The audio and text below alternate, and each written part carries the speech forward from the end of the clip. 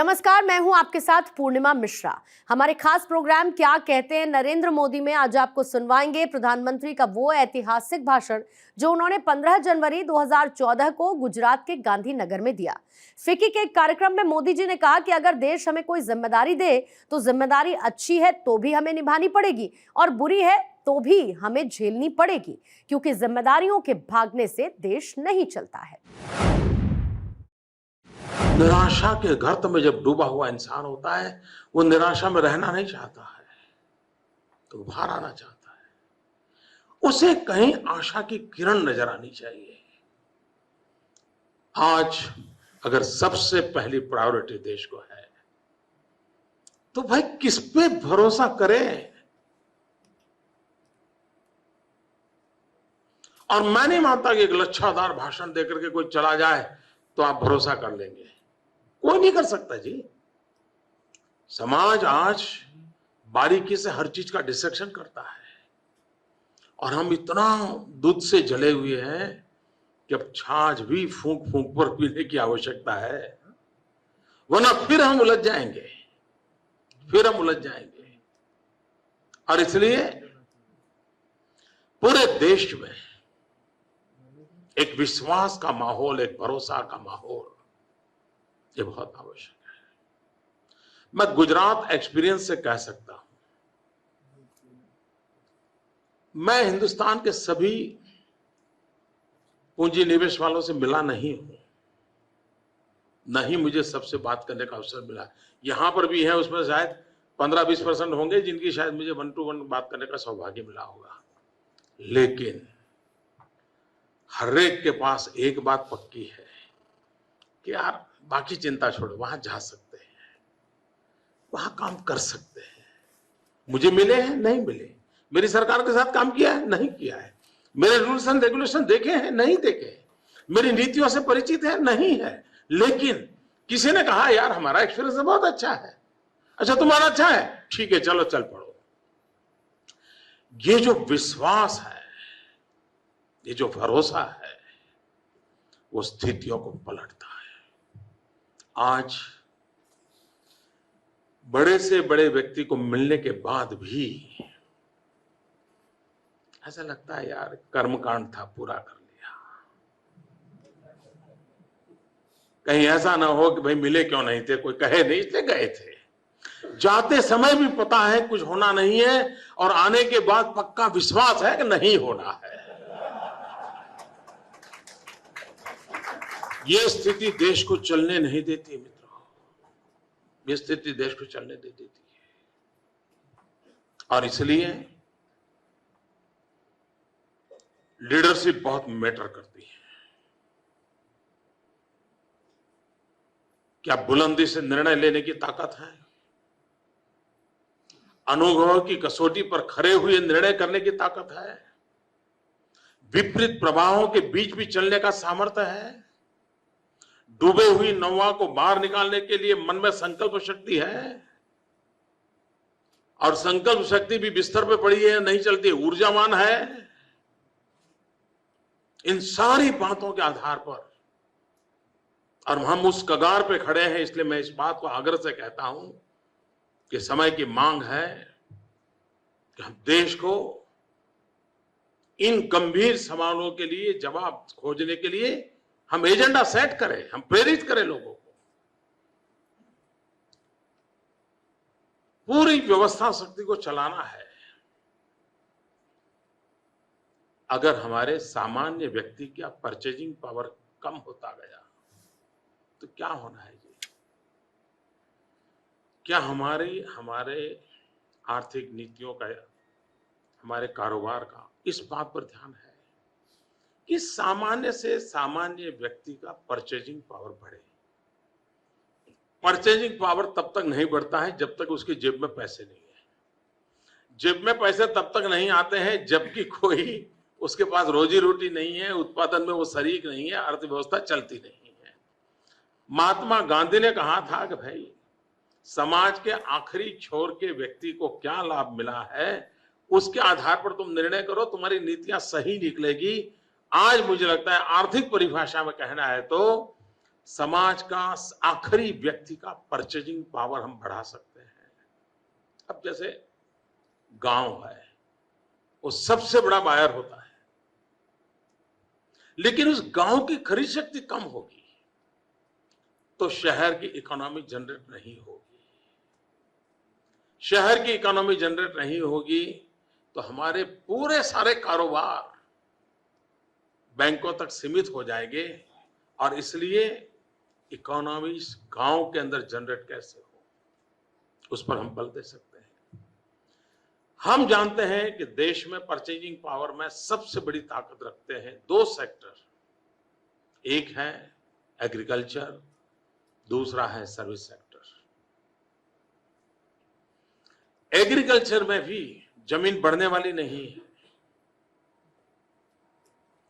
एक प्रकार से जमीन कम होती जा रही है। अगर परिवार की संख्या बढ़ी, पहले 5 भाई होंगे, फिर 25 भाई हो गए, पर दूसरी तीसरी पीढ़ी में तो उतनी जमीन के टुकड़े होने वाले हैं। ऐसी स्थिति में हम सबका फोकस हो प्रोडक्टिविटी कैसे बढ़े। अब स्टेज वो भी आएगा कि सिर्फ प्रोडक्टिविटी बढ़ेगी उससे नहीं चलेगा, वैल्यू एडिशन कैसे हो। और हम इकोनॉमी की इस पूरी चेन को पूरा नहीं करते हैं तो शायद हम गांव की आर्थिक स्थिति में बदलाव नहीं ला सकते। और इसलिए उद्योगों के विकास को भी इसके साथ कैसे जोड़ा जाए कि जिसके कारण हमारे कृषक को वैल्यू एडिशन का अवसर मिले। वैल्यू एडिशन अल्टीमेटली उद्योग एंड एग्रीकल्चर का बेस्ट कॉम्बिनेशन है, बेस्ट कॉम्बिनेशन है। हमारे जैसे देश में हम इस पर कैसे बल दें, इस पर सोचने का, और मैं मानता हूं कि नीतियों को उस प्रकार से प्राधान्य देना पड़ेगा। औद्योगिक विकास,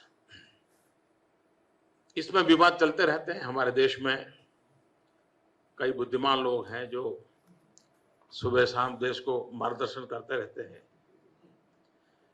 लेकिन अगर रोजगार के अवसर चाहिए तो उद्योगों का विकास चाहिए। दुनिया में हर जगह पे इस बात को माना गया है। लेकिन अगर हम हमारे खनिज संपदा को, मिनरल्स को ऐसे ही एक्सपोर्ट करेंगे तो देश को न रोजगार मिलेगा न उद्योग बढ़ेगा। क्या हमारा आग्रह है कि हमारी जो भू संपदा है उसको वैल्यू एडिशन हमारी प्रायोरिटी रहेगी। जितना महात्मा एग्रीकल्चर प्रोडक्ट का वैल्यू एडिशन है उतना ही हमारी भू संपदा के वैल्यू एडिशन में है। इवन पानी भी उसका वैल्यू एडिशन बिजली पैदा करता है। पानी काम में भी आता है, वैल्यू एडिशन बिजली पैदा करता है, बिजली उद्योग को काम में लगाया जा सकता है। हम हर प्राकृतिक संपदा पे वैल्यू एडिशन का हमारा होलिस्टिक व्यू होना जरूरी है।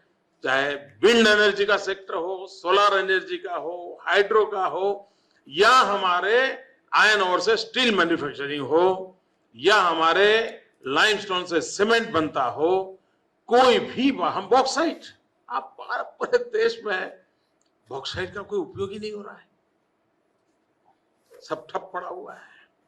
ठीक है, समाजवादी नारे लगाने के लिए तो काम आ जाता है। ऐसा कैसा देश हो सकता है कि जहां पर इतनी सारी भू संपदा हो और वो चोरी छुपी से चली जाए या तो किसी के आशीर्वाद से चली जाए, लेकिन वैल्यू एडिशन ना हो।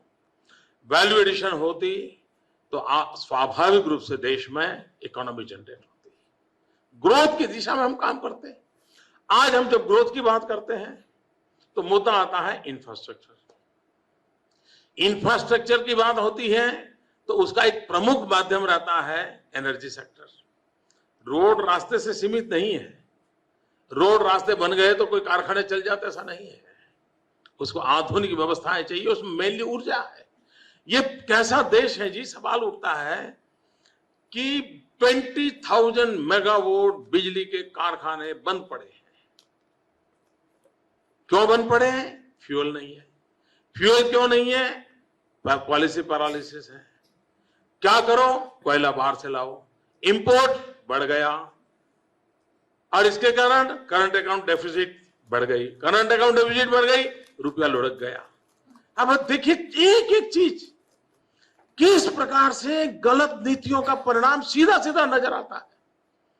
क्या इसके लिए कोई बहुत बड़े विजन की जरूरत है? ये कोई बड़ा दुनिया भर के एक्सपर्ट, कोई इंस्टीट्यूशंस के एक्सपर्ट लोग लाने पड़ेंगे क्या? बहुत सरल बात है, हम इन चीजों को कैसे, और किसी ने जिम्मा लेना पड़ता है जी। ऐसा तो ना हो कि मालाएं पहनने के लिए तो हम तैयार रहे और जूते खाने की नौबत आए तो भागते फिरे।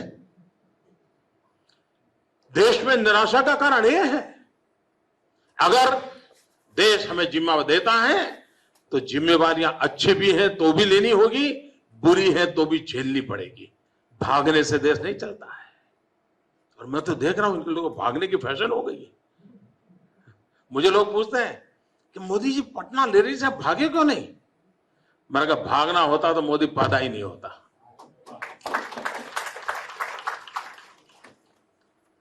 बम ब्लास्ट होते थे, भीड़ थी, सब था। लीडरशिप का यह दायित्व होता है जी। हमारे यहां सूरत में बाढ़ आई थी, बहुत अचानक काफी नुकसान हो गया। अब आप जानते हैं ऐसे अवसर होता है तो मीडिया के लिए तो सीजन होती है। जैसे डॉक्टरों को आप देखिए कह राजी होते, डॉक्टर कहते, हम कभी कहे उसको कोई सिर्फ अगस्त सितंबर में बाहर जाना है, नहीं बोले वो सीजन है, मतलब ज्यादा लोग बीमार होने वाले हैं, तो उनके लिए सीजन होता है, आनंद का विषय होता है। वैसे ये कैलेमिटी भी एक सीजन होती है उनके लिए। तो उस समय मोदी जो बोलेगा करेगा, सब कितना तूफान खड़ा हो जाता है। और ऐसी स्थिति में कोई भी नेता जाएगा तो लोग गुस्सा करेंगे, कपड़े फाड़ेंगे, धक्का लगाएंगे, होगा। मुझे याद है मैं सूरत गया, 3 दिन रात दिन वहां रहा, खुद रात 2-2 बजे तक मैं रास्ते पर जाता था, सफाई के काम में लगता था। एक दिन मीडिया ने बहुत नेगेटिव चलाया, क्योंकि लोग आते थे, गुस्सा करते थे, आ रहा था, हम भागे नहीं। लेकिन वही लोग दूसरे दिन मेरे साथी बन गए, सहायक बन गए। यहां पर कसौटी होती है कि हम स्थितियों से कितने भी भागते चलेंगे जी। हमारी जिम्मेवारी बनती है सीना तान करके उन चीजों को हम आग्रहपूर्वक हैंडल करें। हम कहते हैं हमारे पास डेमोग्राफिक डिविडेंड है, और मैं मानता हूं अगर 21वीं सदी एशिया की सदी है, और जब एशिया की सदी है तो चीन और भारत की स्पर्धा ये स्वाभाविक माना जाता है। तो 2 ऐसी बेसिक चीजें हैं जो हिंदुस्तान के पास बहुत बड़ी शक्ति है। वो एक है डेमोग्राफिक डिविडेंड, दूसरा है डेमोक्रेसी का डिविडेंड। डेमोक्रेसी इतनी बड़ी वाइब्रेंट डेमोक्रेसी होना, ये अपनी दुनिया के अंदर अपनी ताकत बताने का, दिखाने का, खड़ी करने का एक बहुत बड़ा अवसर है, और ये दुनिया को आकर्षित करता है। ये हमारे डेमोक्रेटिक वैल्यूज, हमारी वाइब्रेंसी, हमारी जुडिशरी सिस्टम, ये चीजें हैं जो विश्व को भरोसा देती है दुनिया को हमारी तरफ लाने के लिए। उस भरोसे पे हमारा भरोसा है क्या? डेमोग्राफिक डिवीजन, आप कितना आनंद का विषय है। हम उस युग में जी रहे हैं जिस समय हमारे देश में 65% जनसंख्या 35 से कम आयु की है। हमारे यहां थोड़ा हमने टेक्नोलॉजी की मदद की। पहले कानून के तरह में देखा, आप भी लोग शायद ये जो अप्रेंटिसशिप जो रहता है उससे डरते हैं उद्योगकार, यार अप्रेंटिसशिप वालों को लेंगे तो बेकार में गले पड़ जाएगा, तो उसको लेना नहीं। ये मूड बाय एंड लार्ज रहता है।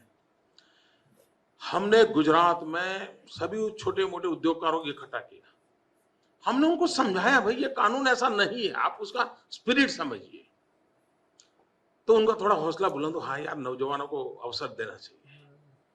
और हमने जब पहली बार ट्राई किया तो सबको पूछा भाई आपकी रिक्वायरमेंट क्या है, सारा उसका हमने एक पोर्टल बनाया। नौजवानों को पूछा देखिए भाई ये जगह है, तुम्हें कहाँ जाना है, वो सब ऑनलाइन हमने मैकेनिज्म खड़ा किया, और हम लास्ट ईयर 1 लाख लोगों को काम दे पाए।